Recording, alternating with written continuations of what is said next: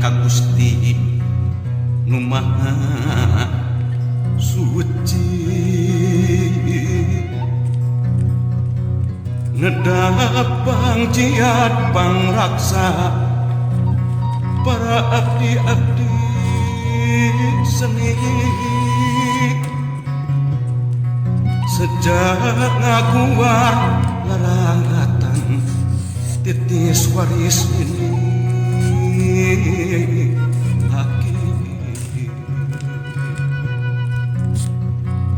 nembakeun jalan laratan katampian kesan mandi kaleuwih sifat tahunan leuwih nu ngaruncang diri-diri anu sakiwari rek muru lulurung tujuh ngaliwat ka pajajaran pongan hayang pulang anting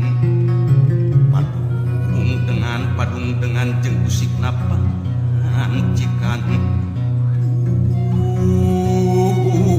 sapung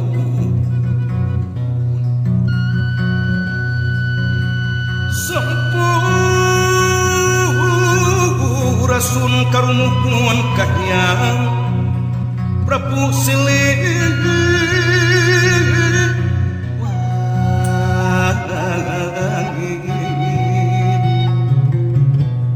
numur badi pajajaran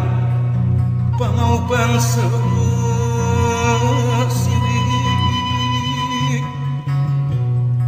nu gelar di tata Sunda muka lebar keluar